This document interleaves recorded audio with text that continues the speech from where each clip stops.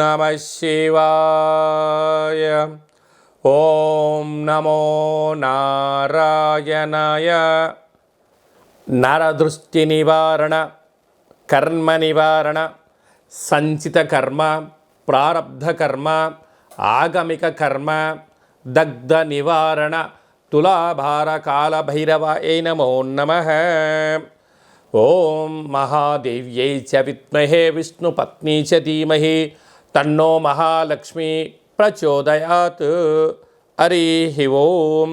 మా ఛానల్కి స్వాగతం. చూస్తున్న వీక్షకులకు, ప్రేక్షకులకు, ప్రియ కాళ భైరవ భగవద్బంధులకి స్వాగతం పలుకుతూ మమ్మల్ని ఎంతగానో ఆదరిస్తూ ఉండబడినటువంటి ప్రియ సోదర సోదరీమణులకు, భగవద్బంధువులకు, సనాతన ధర్మ సంరక్షకులకు, జ్యోతిష్య అభిమానులకు అందరికీ స్వాగతం పలుకుతూ ముందస్తుగా ధనత్రయోదశి పండగ శుభాకాంక్షలు.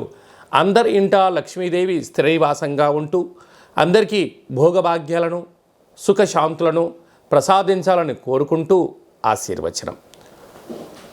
16/10/2024 నుండి 31/10/2024 వరకు అక్టోబర్ మాసంలో ద్వితీయార్థంలో పుట్టినటువంటి వారందరికీ కూడా ముందస్తుగా జన్మదిన శుభాకాంక్షలు. గతంలో వివాహం చేసుకున్న వారికి వివాహ వార్షికోత్సవ శుభాకాంక్షలు. ద్వాదశ రాశుల్లో గ్రహ గమనాల్ని ఒకసారి పరిశీలన చేద్దాం. వృషభ రాశిలో దేవగురు బృహస్పతి సంచార స్థితి, కన్యరాశిలో కేతు సంచార స్థితి, తులారాశిలో రవిబుధ సంచార స్థితి, వృశ్చిక రాశిలో శుక్ర సంచార స్థితి, కుంభరాశిలో శని భగవానుడు సంచార స్థితి, మీనరాశిలో రాహు సంచార స్థితితో ద్వాదశ రాశుల్లో గ్రహ గమనాలు ఈ విధంగా ఉన్నాయి. ధనత్రయోదశి రోజున మేషరాశి వారు ఎలాంటి విధి విధానం పాటించడం వలన మన ఇంట్లోకి లక్ష్మీదేవిని స్వాగతం ఎలా పలకాలో ఈ వీడియోలో సవివరంగా సంపూర్ణంగా తెలుసుకుందాం. మేషరాశిలో ఏ నక్షత్రాలు వస్తాయనగా అశ్విని నక్షత్రంలోని 4 పాదాలు, భరణి నక్షత్రంలో 4 పాదాలు, కృత్తికా నక్షత్రంలోని 1 పాదం కలిపితే మేషరాశి. చాలామందికి డేటా బర్త్లు లేనటువంటి వారందరూ కూడా పేరు యొక్క మొదటి అక్షరాన్ని అనుసరిస్తూ ఆ రాశిని తెలుసుకునే ప్రయత్నం అవుతుంది.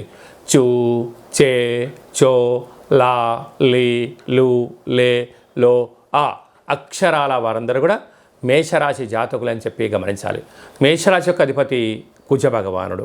వీరికి 2వ స్థానంలో గురువు, 3వ స్థానంలో కుజుడు, 6వ స్థానంలో కేతువు, 7వ స్థానంలో బుధాదిత్య రాజయోగము, రవి బుధుల సంచార స్థితి, అష్టమంలో శుక్ర భగవానుడు, లాభంలో శని భగవానుడు, వ్యయంలో రాహు సంచార స్థితితో కూడుకున్నటువంటి ఈ ధన్తేరాస్ ధనత్రయోదశి రోజున మనం ఏం చేయాలి అన్నట్లయితే ఇంటినల్లా శుద్ధి పెట్టుకొని, ఇంటికి ఒక మామిడాకులు, కొబ్బరికాయలు ఏర్పాటు చేసుకొని, ఇంటి గుమ్మం దగ్గర సంపూర్ణమైనటువంటి గోధుమ పిండితో కలిపినటువంటి ప్రమిదలను రెడీ చేసుకొని, ఇంటి గుమ్మాలకు ఇటువైపున అటువైపున గోధుమ పిండితో ఏర్పాటు చేసినటువంటి 7 రంగులు అంటే 7 అంటే కొబ్బరి నూనెను కానీ, ఆవ నూనెను కానీ, ఆముదాన్ని కానీ, నువ్వుల నూనెను కానీ, అవశ నూనెను కానీ, ఇలాంటి 7 రకాలు కలిగినటువంటి నూనెను పోసి ఇంటి గుమ్మాల దగ్గర దీపాన్ని పెట్టాలి.